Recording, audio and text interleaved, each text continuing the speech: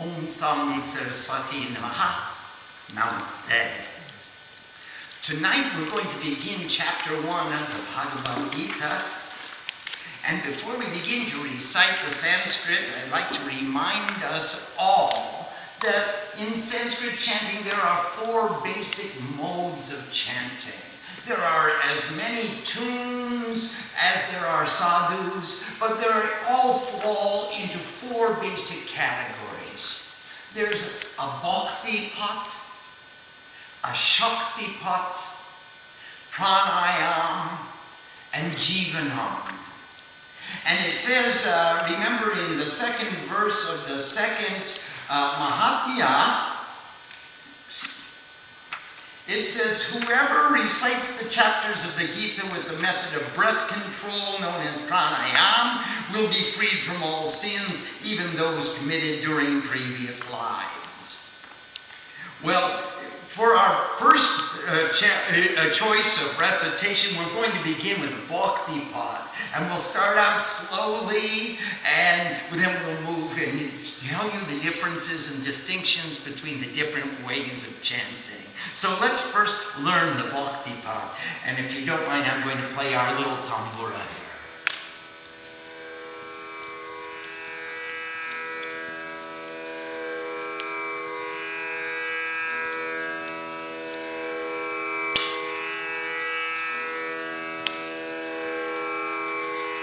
Om Vu Swaha, Om Va Swaha, Om Swa Swaha, Om Bhurguva Swaha. Om Namo Bhagavate Vasudevaya. Atah Srimad Bhagavad Gita Dhritarashtra Bhaksha Swaha. Dharmakshetre, Kurukshetre, Savedagayutsavah, Mamaka, Pandavastela, Kurma Kurvanta Sanjaya Swaha, Sanjaya Vacha Swaha. Nrishva tu Pandavanikam, Hiram Duryodhanasadam, Acharya Mukma Sangamyam, Raja Vachana Bharavi Swaha. Hasyetam Bhataputranam Acharya Matatinjam Yuram Rupada Putrena Navasishina Dimata Swaha Atrasura Keshvasa Bhimarjuna Samayude Yuyudano Viratashcha Drupadashcha Bharataha Swaha Drishtulitu Chekitana Kashirajashta Viryaban Kurukshetra Kutilochasya Charyashta Nanabhagava Swaha Yudhamanuscha Vikhankam Uttamojashta Viryaban Subarno Dropadirashya Sarva Eva Makarata Swaha Asmakantu Vishishtaye Tami Bodhva Vijotamam Nayakamama Sanyasyam Sangyartatam Pravimite Svam Abhavishmacha Karnashyam Kripashtatam Nitinjayam Ashwatthama Vikanashya Somadasti Sadevacha Svam Anichabhakavasura Madharte Yamtajivitam Nana Shastra Vakarnam Sareyu Gavisarada Swaha Atharyatam Tatasmakam Valam Dishma Virakshitam Paryatam Vignetesham Valam Yima Virakshitam Swaha Ayaneshu Jasaneshu Yatha Bhagavastitam Dishma Vima Virakshantu Vantasa Jatena Swaha Tasya Sanjayam Hansham Guru Vrinda Pitamaha Singhana Dandadache Sangham Dharmam Patamavam Swaha Tapasakashya Viryashyam Hanavanam Nikomukam Saraha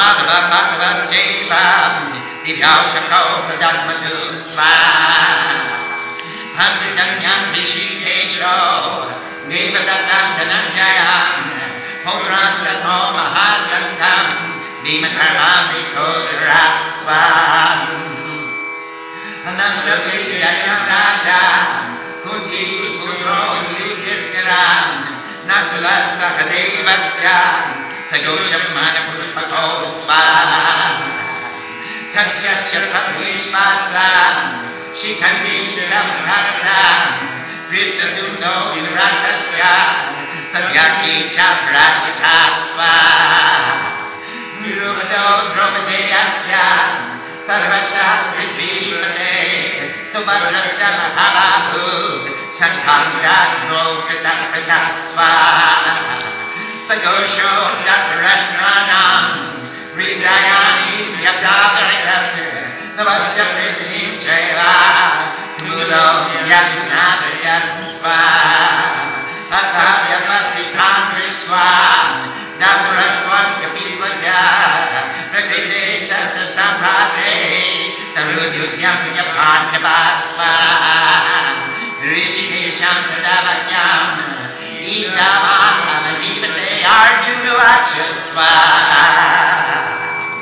Senyoragur Vayomadye Radam Sapayve Chutasva Yabate Prandiviksheham Yodu Ramanavastitam Karmaya Sarnayodamyam Asmim Ranasmudyame Swaha Yotyamatam Apeksheham Yahete Drasamagatam Drasarasya Durbude Yude Priyaki Kirshabasva Sanvyayavachasva Eva Mokta Rishikesha Kudaki Shinabharata Sayorga Mayomadye Stai Tvagatotamam Svam Bhishmadromna Mukataham Sarvesham Chamhichitam Uvacha Partapasyetam Samavikan Kurudeki Svam Tatra Pasyam Titam Pradam Vipinata Vidamahan Acharyanam Madhulan Madrina Putram Pumprasta Singstatasva Svasuran Suridishchayeva Senyorora Rupayorapi Tamsamikshya Sakondeya Sarvan Bandhut Nipastitam Sva Kripaya Parakavishto Vishita Dhanti Bhavravit Arjuna Vachasva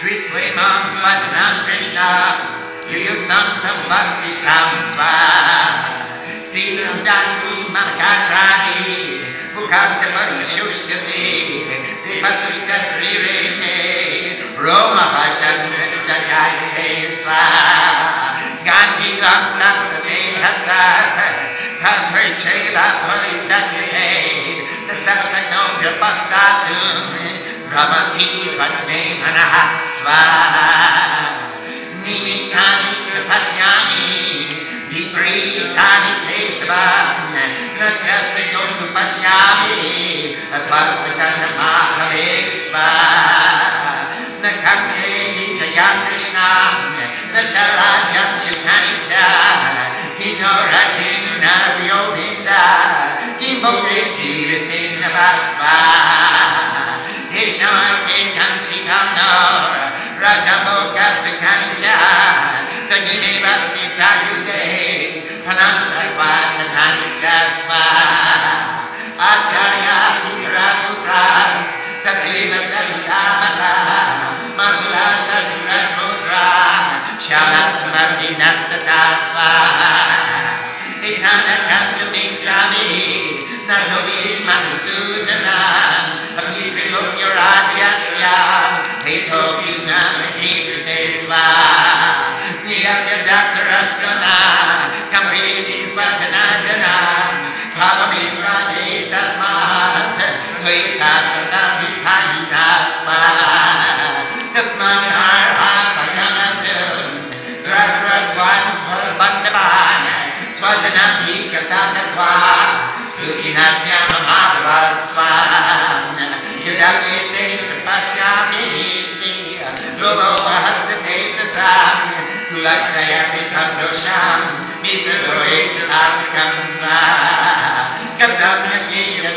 Bhavasti, Bhavadasmani Bhartitum, Kulakshaya Pritandosham, Nabhakyatir Chanardanasva,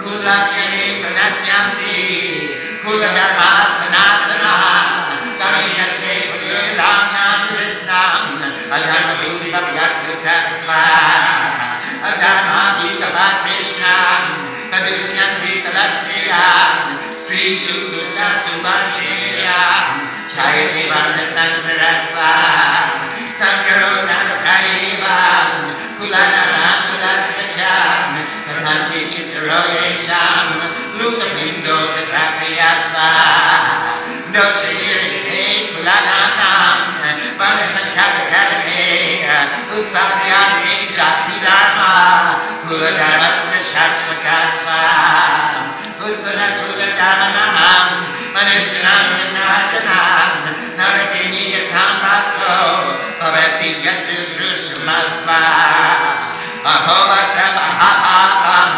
Kartundabasi Kamayam, Yavrajam Zukalovena, Ambrusvajana Budyatasva, Yadima Praktikaram, Ashastram Shastrapanaya, Datarastra Hermaneyam Yus, Kalekshe Dataram Navesva, Sadhya Vachasva, Eva Muparjunasame, Ratopastat Upanishad, Isvija Satsaram Chapam, Shotasam Vignamanastasva, Iti Srimad Bhagavad Gita Su, Pratmo Adhyaya, Swaha, Om Bhu, Swaha, Om Bhuva, Swaha, Om Swaha, Swaha, Om Bhur, Bhuva, Swaha, Swaha.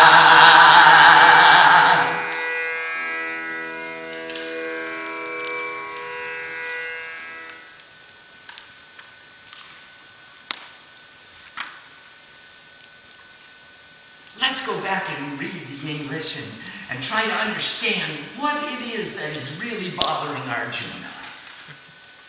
What is his dilemma? Om, I bow to the Supreme Lord of the earth, and now the respected Bhagavad Gita. And blind ambition said, and he's the blind king, and he's full of ambition. He wants the kingdom for himself, and he wants it for his son, Arjuna. He wants his son to be the heir, even at the cost of dharma, even at the cost of sacrificing truth, even at the cost of killing his nephews, who are also claimants to the throne. And in the battlefield to manifest the ideals of perfection, the one we're all fighting every day, in the battlefield of all action and all behavior, where my own children and the sons of he who is without prejudice, that's the name Apandu. He's pure white, he's clear, he's got no prejudice, no bias of his own. Just like we are all so prejudiced and looking at the world through the filters of our own desires, Pandu and the sons of Pandu are free from all prejudice. The sons of he who is without prejudice gathered with the desire to fight. What transpired, O you who are victorious of all? Sanjay. He has joy over son. Victorious over all. And remember, Sanjay was the charioteer who was given the position because Adirath stepped down to become the father of Karn. And Karn comes from the root Kri, who thinks himself to be the doer. So here Sanjay who was victorious over all. He was given divine perception, and he's sitting in the palace narrating to the blind king what transpires on the battlefield between his son, the warrior of evil, the defender of evil, and between his nephews, who are the sons of who is without prejudice. And Sanjay, he who is victorious over all, said, seeing the battle formation of the forces of those without prejudice, the supreme leader, the defender of evil, approached the great teacher who injures his foes with weapons and spoke these words. So he went up to his teacher and he said these words. he said, "O great teacher, look at the battle formation of the mighty forces of those without prejudice, deployed by the son of who stands like a wooden pillar, whose name is who attacks impurity, and by your own disciples with excellent contemplation." So the preceptor, the great teacher, Drone, was the teacher to both the forces of the defender of evil and to those sons of who are without prejudice. And he said, the defender of evil says to Drone, who injures, who stands like a wooden pillar, or who attacks impurity, Duryodhana said to Drone, "Hey, look at those guys. They're all your students. And look at our forces. We're all your students too. To whom did you impart the best teaching? Now comes the examination. Who is the best amongst your students?" On their side, there are heroic warriors. There are heroic warriors equal to who knows no fear and the clarity of pure devotion, Bhima and Arjuna, who wield mighty bows, the defender of wealth, another name of whose nature is truth, brilliantly shining, and he who stands like a wooden pillar, great warriors. Continuity of light and one-toning chanting, and the king of manifested light are heroic warriors. Who has complete victory, who enjoys taking away the deficiency of others, and the son of unselfishness are the best of men. And these are all the warriors assembled on our battlefield, who takes away the deficiency of others, who has complete victory, who manifests light, who has one-tone in chanting. These are the warriors we want on our side of the battle. Who conquers the mind and who is not overcome, and excellent ability are mighty heroes.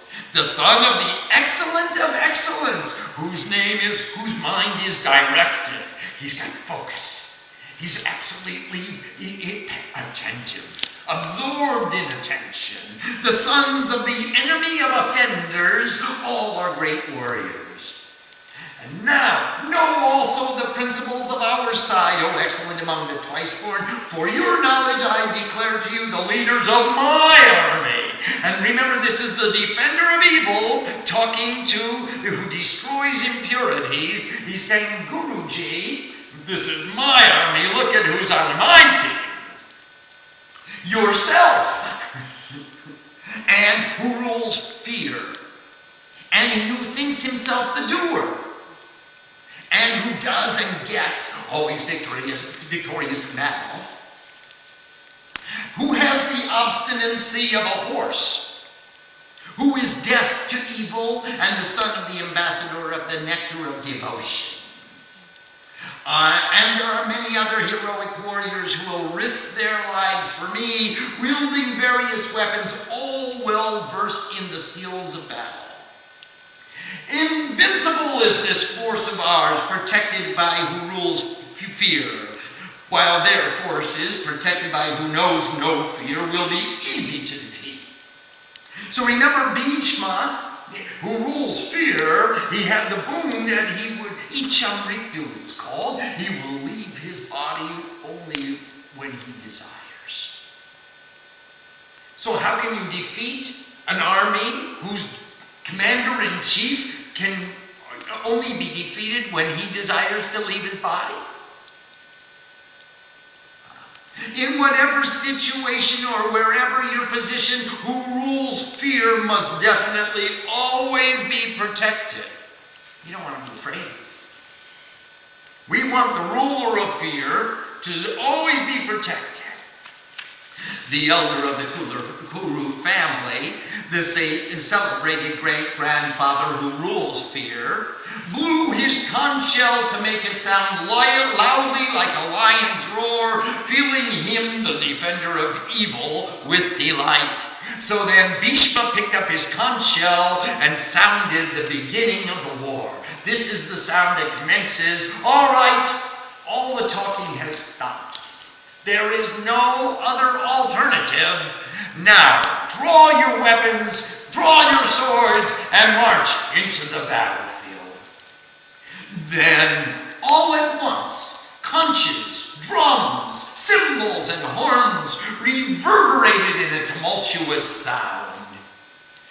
Everyone started to make the sounds of doing battle, just like we do when we sing Jai Ma. We beat on the drum, we play the cymbals, we blow the conch shells. When we celebrate the goddess, when we celebrate Dharma, all Dharma cringes. Oh, that horrible noise. Stop making such a racket. We announce the impending battle. Then, situated on a magnificent chariot attached to white horses, both whose sweetness is intoxicating, a name of Krishna, and the son of who is without prejudice, Arjuna, sounded their divine conch shells. Of the 5 elements, Panchajanyam was the name of the conch, which belongs to the ruler of the senses, Krishna, Hrishikesh. And the ambassador of the gods was the name of the conch of the conqueror of wealth, a name of Arjuna, Dhananjaya, who conquers all the wealth, the true wealth, because he's the purity, the clarity of pure devotion. So he has conquered all the wealth. He has the supreme wealth. The clarity of pure devotion is Dhananjaya, and he has conquered all wealth. The mark of this distinction was the name of the great conch of the one of fearful activities, who has a voracious appetite. The king who remains committed to the ideal, the son of who takes away the deficiency of others, that's Yudhishthira. He is steadfast in battle, always on the side of Dharma. He is the son of Kunti, who takes away the deficiency of others, with his conch named Infinite Victory, who is free from pain, with his conch named Excellent Battle Cry, equal to the gods, with his conch named Ornament of the Jewels, the supreme king of manifested light, who dwells at the summit, great warriors who attacks impurity, brilliantly shining, whose nature is truth, who are undefeated, who stands like a wooden pillar, the sons of the enemy of offenders, the son of the excellent of excellence, with mighty arms, they all blew their conches again and again, O Lord of the earth. And there's this tumultuous sound crescendoing in the battlefield. All of these mighty warriors are blowing their conch shells with beautiful names, and their conch shells are reverberating through the atmosphere. The sound of their conches proclaiming the commencement of battle. That tumultuous sound which echoed between heaven and earth pierced the hearts of the supporters of blind ambition. So here's Duryodhana's side. Ooh, listen to their conch shells. How mighty is the sound that came from the opposing army.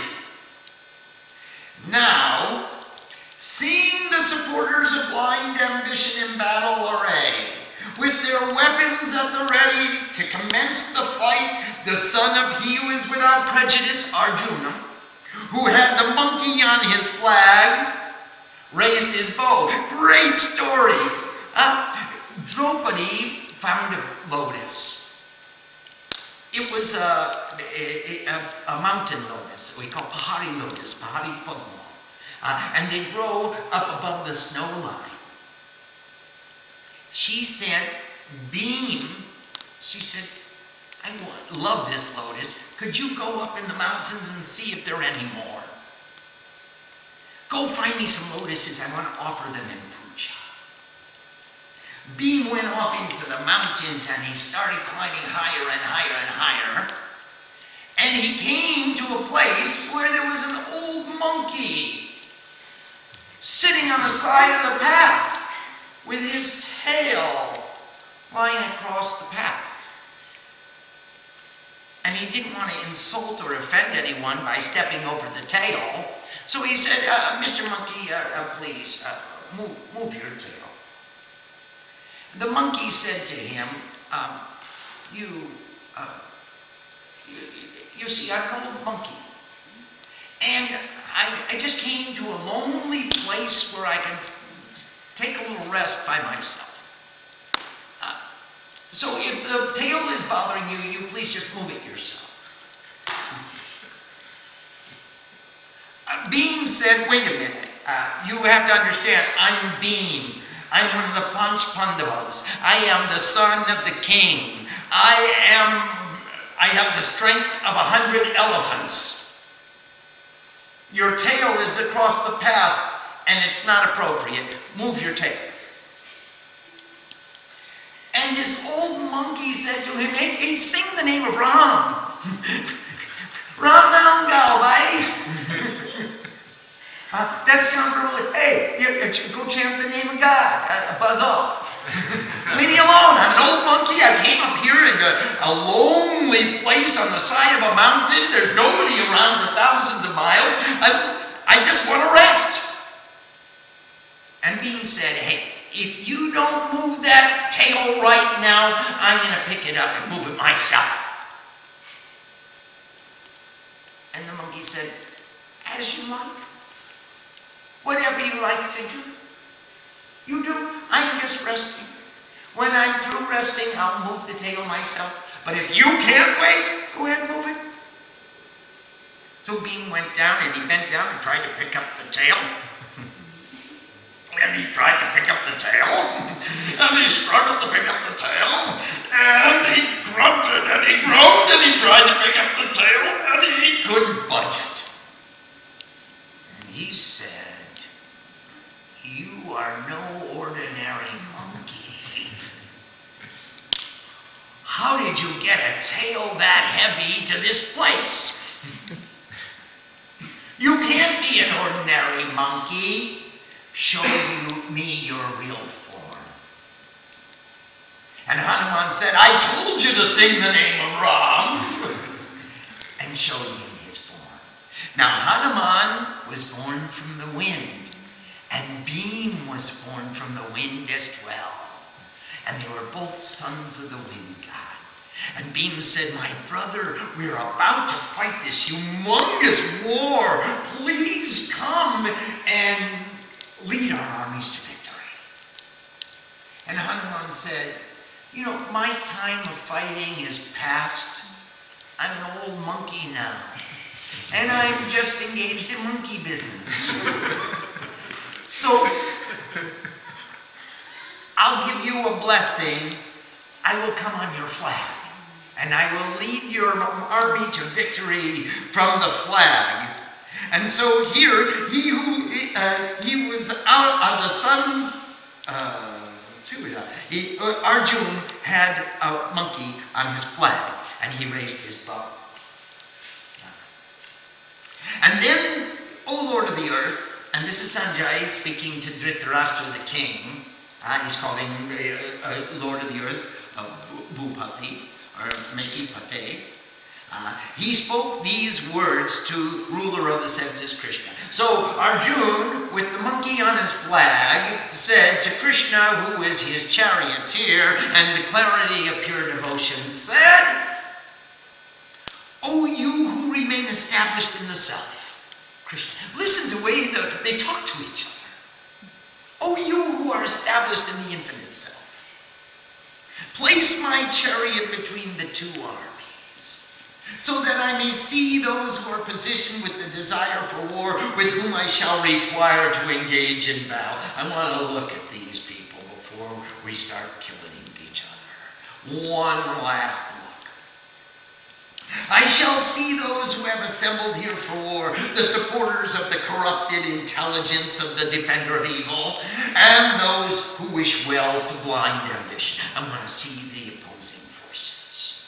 Anybody who is a supporter of defender of evil, or the supporter of the blind ambition, let me look at them before they meet their demise in this battle. And he who is victorious over all said, O you who dwell in the land where the light of wisdom always shines. thus addressed by he who has conquered sleep, the name of Arjuna. He never went to sleep. He was always vigilant. Just like so many of us, we're chanting and yet we're asleep. We're praying and yet we're asleep. He never goes to sleep. He's always vigilant. He pays attention consistently. Ruler of the senses, Krishna placed the excellent chariot between the two armies, facing he who rules fear and who injures his foes with weapons. Remember, that's the grandfather, and that's the preceptor, the guru, who taught him how to shoot a bow. And all the other kings and said, O son of she who excels Arjuna. This is Krishna talking to Arjuna. See this assembly of those who will act, or the members of your family, the descendants of action. They're the descendants of action. This is Kuru Niti, the Kuru Kul, the family of those who perform action. Kurukshetra, Kuru comes from Kri, those who act. The Kshetra of the place, the field of action. So now here are the members of your family, the descendants of action, those who will act. Their son of she who excels, Arjuna, saw fathers and grandfathers, teachers and uncles, cousins, sons, grandsons, and even friends, fathers-in-law and well-wishers were in both of the opposing armies. This is a battle between families. Seeing that the opposing armies were comprised of relatives, son of who takes away the deficiency of others, Arjuna became extremely grieved and with great sorrow spoke these words, and the clarity of pure devotion said, in that army are my friends and family, and in this army are my friends and family. And look what's going on inside me. I gave birth to all these thoughts. Here are opposing attachments that are in contradiction. I've got all these attachments. I'm a bundle. I would love to do dharma. I would love to do karma. I would like to go here and I would like to go there. And I want it all right now with a minimum of effort and no price to pay. How do I reconcile all these opposites? How do I make myself at peace in the face of such conflict? And clarity of pure devotion said, O Lord of action, O Lord of all action, Krishna, the doer of all.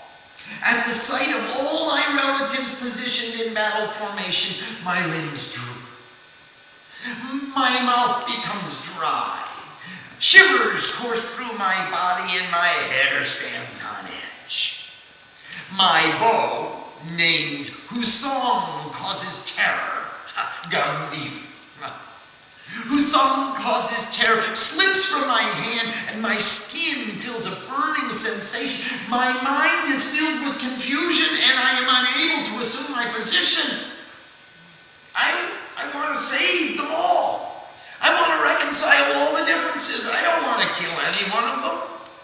I'm attached in every direction. Look at all of my bundle of attachments. I want karma and I want dharma at the same time. How do I reconcile it? How do I save them both so we can all live together in harmony? Oh, you of beautiful hair, Krishna. I see adverse signs which tell that nothing good can be obtained by killing my own family in useless war. O Lord of all action, Krishna, I have no longing for victory, nor for a kingdom, nor even for happiness. O one of one-pointed light, Krishna, what is the value of a kingdom or enjoyments or even life? Especially if I've got to kill all those who are near and dear to me in order to get them. Especially if I can't have the things that I want to when I want to ascend into the next world. Can't I have it all? please? Those persons for whom we would desire a kingdom, enjoyments, and happiness, those very persons are positioned here ready to risk their lives and treasures in battle. So all the people for whom I want to share the enjoyment, for who will hail our victory, they're going to be the ones that are dead at the end of the battle. What's the use of fighting? How can I enjoy the victory if I just attain victory or kingdom and dominion and all that recognition through the demise of all who would recognize me? Teachers, fathers, sons, and even grandfathers, uncles, fathers-in-law, grandsons, brothers-in-law, and other relations, O slayer of too much! Krishna. Remember in chanted, Vishnu got up off the couch of infinity and he did battle with too much and too little to put them into balance. Oh, slayer of too much! I don't have enough now. I'm about to kill all those who I love. I don't desire to kill them for the kingdom of the three worlds. How then for an earthly kingdom? If you gave me dominion over the three worlds, it wouldn't be sufficient recompense in order to slay those for whom I would want to win the war. O you who are invoked by the people, Krishna, what delight will come to us from slaying the supporters of blind ambition? Only sin can accrue to us for the slaying of these selfish thieves. These guys are nuts. They're idiots. They don't know what they're doing. They're selfish thieves. They're so bound up in their own egotism and attachment.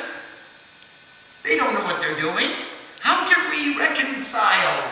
How can we be happy killing them? How do we reconcile our own inner conflict? Our selfish nature says, hey, I should have that for myself. I could give a little less and take a little more. And be a little more prosperous, and then recognized as more prosperous, more powerful, more intelligent, more... How do only sin can come from the slaying of these selfish thieves? Even myself, within me. I try to slay my selfishness, and selfishness says, don't slay me. Where will you be without the self? Who will recognize you if you're not there? Therefore, we should not kill the supporters of blind ambition, our own relatives. How can we be happy by destroying our own family? Greed has obscured the consciousness. Greed has obscured their consciousness so that they cannot perceive the defects in the destruction of their own family and the sin in behaving as traitors with friends. Why don't we, who do have understanding and are able to perceive the defects, turn away from the sin of destroying our family, O you who are invoked by the people, Krishna? With the destruction of a family comes the loss of the ideals of the family. The manifestation of that which is eternal, the ideals, our dharma, our heritage, our tradition, our customs. When the ideals are lost to a family, then behavior becomes contrary to the ideal. Look at modern America. Without the heritage and their strong bond of family, where are the children? They're searching for new ideals and new examples and new paths that they can put faith in. When behavior becomes contrary to the ideal Lord of all action, Krishna, there is corruption of the engendering and nurturing nature of the family. How can we nurture without dharma, without truth, without commitment? How can we engender and nurture, that engendering and nurturing becomes corrupt. When the engendering and nurturing nature of the family becomes corrupt, oh, all-powerful, there becomes a confusion of attitudes. So it's incumbent upon us to nurture our families. And we've engendered them. Now we have to instill with them and inspire them and empower them with attitudes of Dharma, so that there is no possibility for these ideals to become corrupt. And when there's corruption, there's a confusion of attitudes. One attitude says, it's about me. And the other attitude says, it's about thee. And when these two come together in conflict, we have Kurukshetra again and again and again, the field of all action. Engendering confusion creates a hell for the family as well as for those born in the family, the individuals. It's not fun to live in confusion. In fact, sin in English becomes confusion in Sanskrit. Because there's a confusion of ideals, there's a corruption of Dharma, there's a conflict of attitudes. When ancestors are deprived of offerings of respect, everyone falls.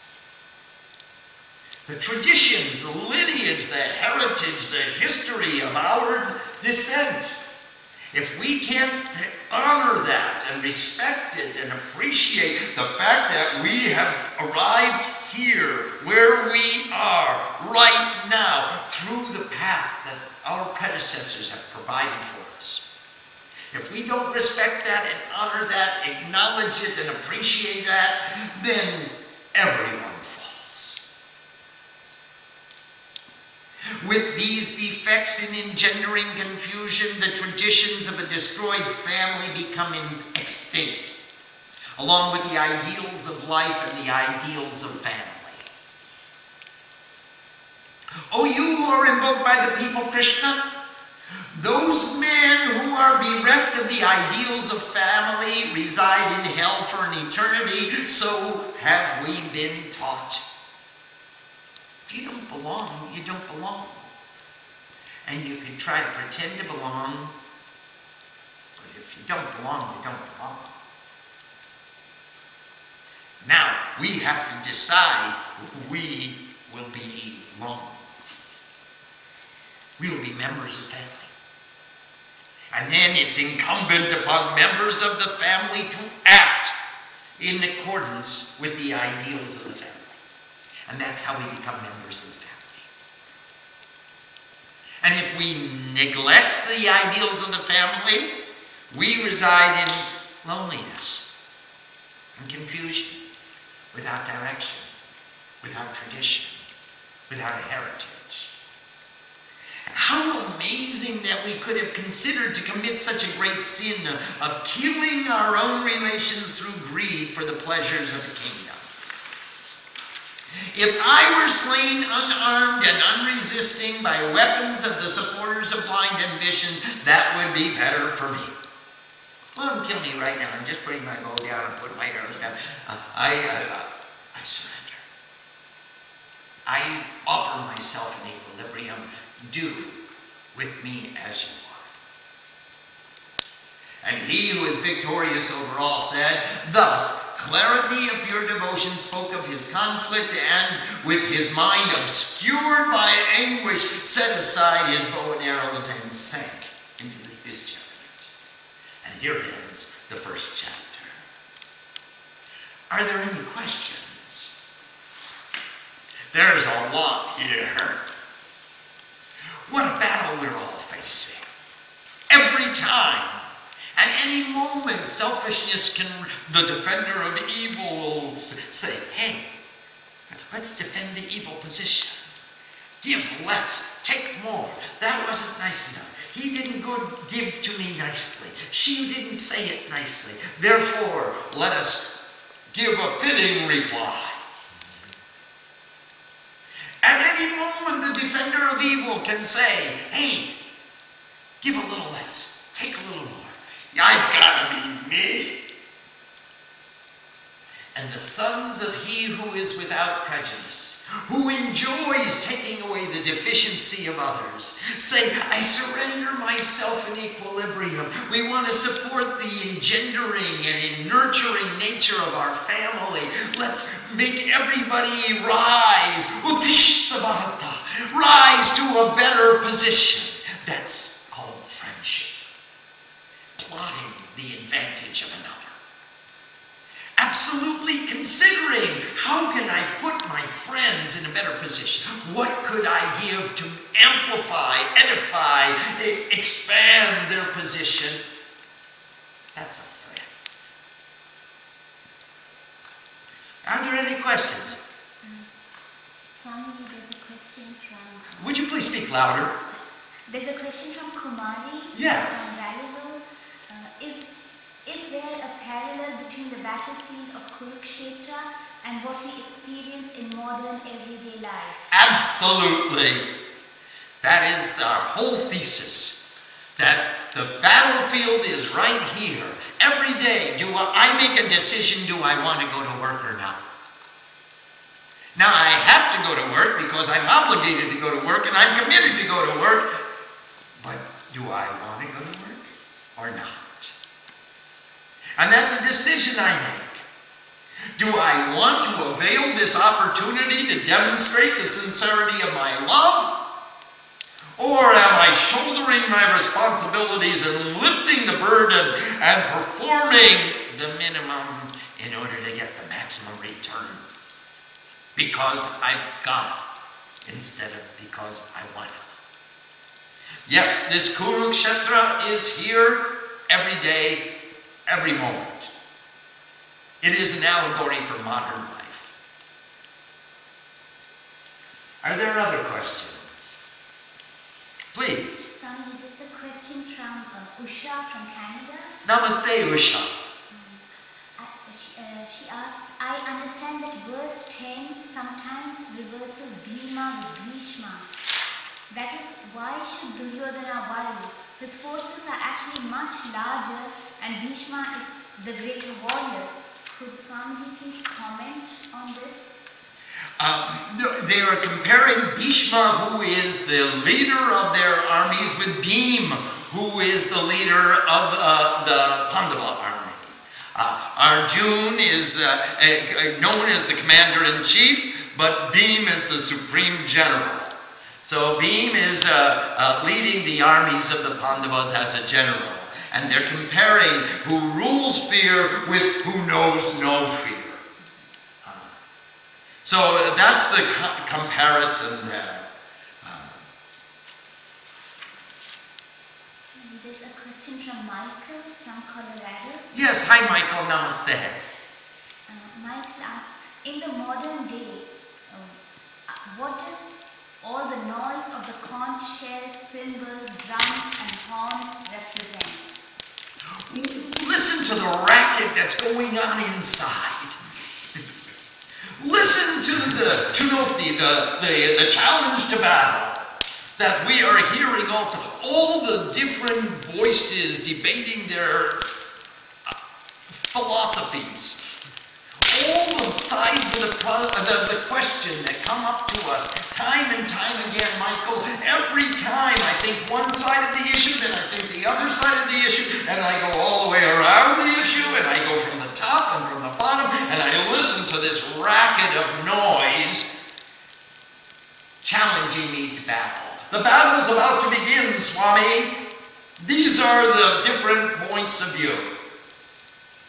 And I believe that this tumultuous sound is an echo from our inner voices. All the personalities that are debating their philosophies inside our brain as we purport to do any activity, this is the challenge to battle, the battle cry.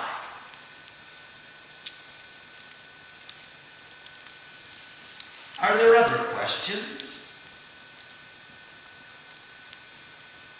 Well, now I would love to speak some more about the engendering and nurturing nature of a family, because this is, to me, one of the key elements, because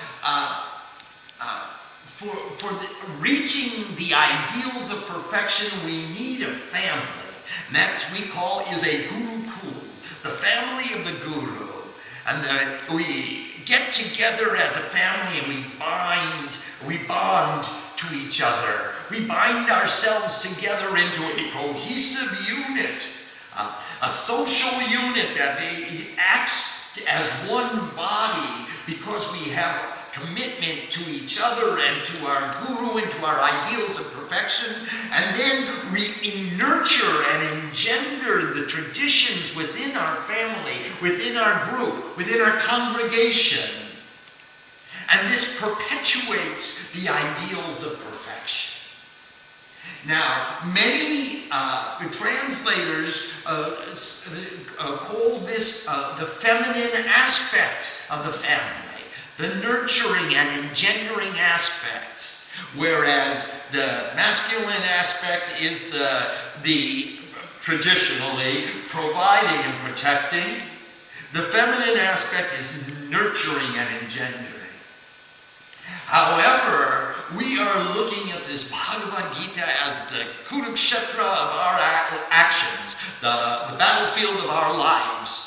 And therefore, we're understanding this engendering and nurturing nature within us all is applicable to us all. It has nothing to do with sex or with role-playing or with a specific definition of society's concept of what role gender plays in which positions in society. So now we're worried, we're concerned, because I would like to create a harmony in my city. I've got the city of 9 gates, 2, 4, 6, 7, 8, 9. The city of 9 gates, I am the mayor, and I'm the head of the family who lives within this city. I would like to nurture and engender a cohesive policy that amplifies, edifies, embellishes, empowers every member of my constituency. This is my concern as the father of my family. In the same way, we have an ashram, and we have so many friends and family members around the world, and we would like to bond together into a cohesive empowerment, so that all of us are working together towards sharing the load to move towards God, inspiring each other and sharing the work that has to be done, and using the tools that we're given and embellishing them, shining them, cleaning them, putting them back where they belong, and making them ready for the next person to use those tools. And that's what we're doing in trying to create a website that is a library of resources for all the members of our family to take this tradition, take this knowledge, and trace their lineage through this knowledge back to Krishna. Because all of us are the sons of the doer of all, and the sons and the daughters of the doer of all. And all of us are the sons and the daughters of the Supreme Divinity. So now we're going to use these tools and use this tradition and engender and nurture the seeds of Dharma within us, within the whole family, so we can trace our heritage back to where we started. So that was something that became a major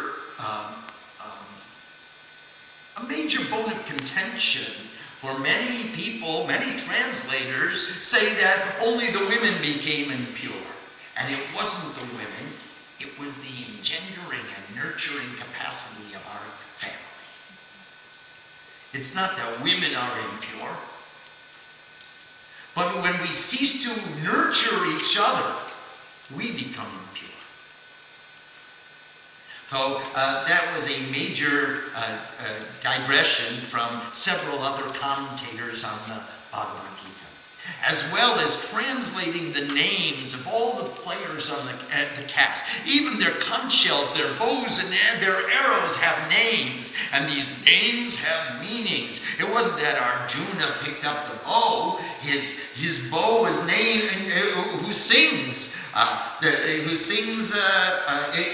His conch shell was named Panchajoy, who is victorious over the five. Of all the fives, he's victorious. He controls the senses. And Krishna's name is Rishikesh, who controls the senses. And Arjuna's name, who is the son of, who takes away the deficiency of all. That means who embellishes, who adds to all. She takes away their deficiency. Each one of these names has a characteristic inside of us, and we can take this Mahabharata out of the realms, out of the annals of history, and put it into the story of me. And then we are successful sadhus, as compared with being historians or philosophers. Om Sam Saraswati Namaha. Namaste.